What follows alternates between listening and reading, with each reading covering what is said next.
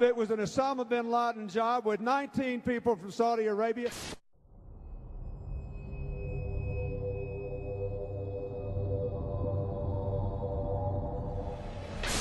Even bin Laden himself warned us 3 weeks earlier. Osama bin Laden warned 3 weeks ago that he would attack American interest in an unprecedented attack, a very big one. There was a report, you'll recall, that the Mossad, the Israeli intelligence agency, did indeed send representatives to the U.S. to warn, just before 9/11, that a major terrorist attack was imminent. Prior to 9/11, it was widely reported that hijacked planes could be used as weapons. By Youssef's group and bin Laden's group to undertake a suicide mission. Murad narrated to us about a plan by the Ramsey cell in the continental U.S. to hijack a commercial plane and ram it to the CIA headquarters in Langley, Virginia, and also the Pentagon. And they found more evidence pointing to other targets, evidence the Philippine government says it passed on to the U.S. The targets they listed were CIA headquarters, Pentagon, Transamerica, Sears, and the World Trade Center. President Bush even received the Phoenix memo, stating bin Laden was determined to strike in the U.S. in August, right before the attacks. The president was aware that bin Laden, of course, as previous administrations has been well known, that bin Laden was determined to strike the United States. In fact, the label on the president's, the PDB, was bin Laden determined to strike the United States.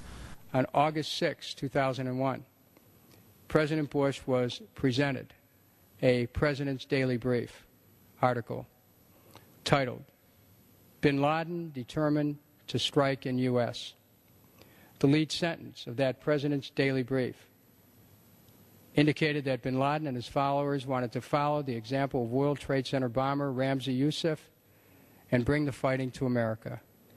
The article cited a more sensational threat, reporting that bin Laden wanted to hijack a U.S. aircraft.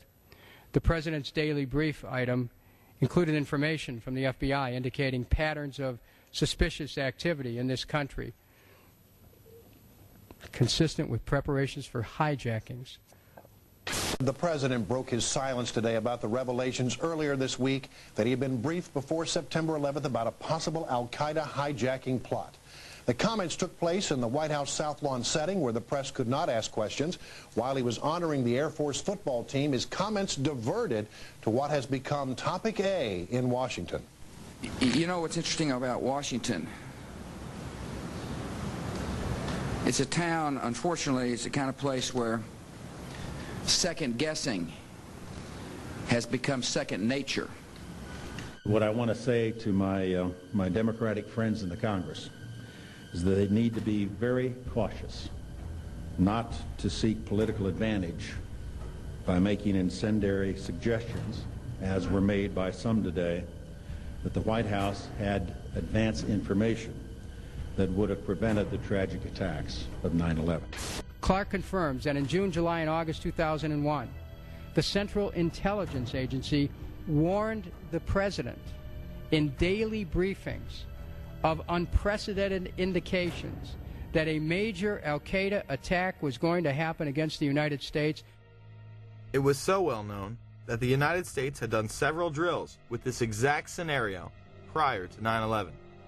We're going to take a closer look tonight at another example of where, despite the conventional wisdom, there were people in the United States who actually were preparing to defend against the kind of attacks which occurred here on 9/11.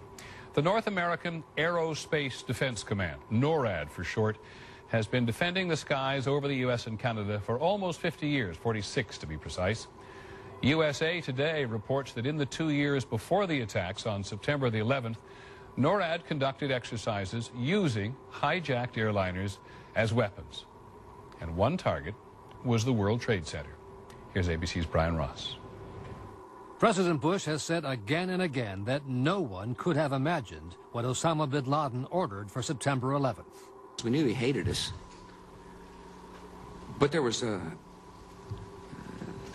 Nobody in our government, at least, and I don't think the prior government, that could envision flying airplanes into buildings on such a massive scale. But that turns out not to be true. U.S. military planners did envision and practice those very scenarios. As reported by USA Today, the North American Aerospace Defense Command, NORAD, conducted exercises with fighter jets, simulating hijacked planes flown into the World Trade Center in the 2 years before the attacks. Pentagon planners also envisioned the attack on the Pentagon 5 months before it happened. One of these drills was run on June 1st and 2nd of 2001. Amalgam Virgo was an exercise where multiple attack scenarios would be occurring simultaneously, including attacks from cruise missiles, unmanned aerial vehicles, and hijacked aircraft. The scenario also envisioned a hijacker taking control of a commercial aircraft and slamming it into the nation's capital. The exercises would constantly be monitored by military satellites and planes. Osama bin Laden was the poster boy for this plot, appearing on the cover.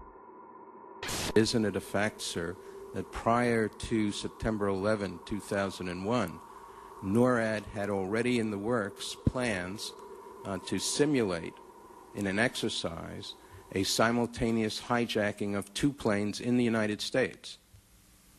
Colonel Scott, do you have any data on that? I'm not aware of that, sir. I was not present at the time. That was Operation Amalgam Virgo. Yes, sir. So what did happen on 9/11?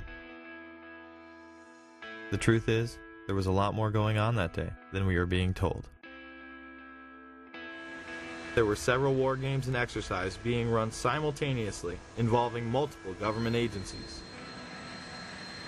John Fulton and a team from the CIA would be conducting a drill at 8:45 a.m. out of the National Reconnaissance Office in Chantilly, Virginia, in which a plane is crashed into a building. Other drills would literally cripple our defensive and investigative abilities on that morning. But this very interesting information, Katie, Matt, and Tom, from the FBI, they had been operating a massive exercise from their hostage rescue unit. All of their top teams, about 50 personnel, helicopters, equipment, were in Monterey, California for the last 2 days, scheduled to fly back today commercially. So all of those people are out of place. It's fair to say, according to sources that we've talked to here at NBC, that the FBI rescue operations and other FBI operations are really in chaos right now because they can't reach their officials in New York. All of their phone lines are down, and now you've got all of their special experts on this stuck in Monterey, California, trying to get a military flight back because there are no longer commercial flights. So they are seriously out of pocket, and there is a real breakdown of the FBI anti-terror coordination team, which is, of course, the principal team that would lead any effort. I actually found myself in Montana with 50 state emergency managers, the director of FEMA, his top staff at the National Emergency Management Association conference, number of emergency managers from New York State, from Pennsylvania, from Virginia, Maryland, the district, most in New England, made the flight on a C-130 last night. It was one of the only flights across the country, a military aircraft. Northern Vigilance would redirect fighter jets out of the northeastern sector to patrol Canada and Alaska. Vigilant Guardian and Vigilant Warrior were exercises involving hijacked aircraft that would go in and out of radar. These would appear real to those involved. We fought many phantoms that day. We got many aircraft calls inbound that morning that turned out to be phantoms. During that time frame, we had multiple aircraft called hijacked all over the country. These exercises would not cease until after United 93 was brought down and the attacks were over. Open line. Surveillance, Sergeant Richmond. Sergeant Richmond, Sergeant Light from Cheyenne Mountain Test Control. How are you? I'm doing fine. Okay, I need you to terminate all exercise inputs coming to Cheyenne Mountain at this time. Copy. And stay on loop until I verify that or the connectivity is disconnected on the exercise side only. Okay, no, do not do any more inputs on the exercise side and stand by. I got Cheyenne Mountain on the line. Terminating all exercise inputs. So, over, in case you didn't know, there's exercise. Oh, yes.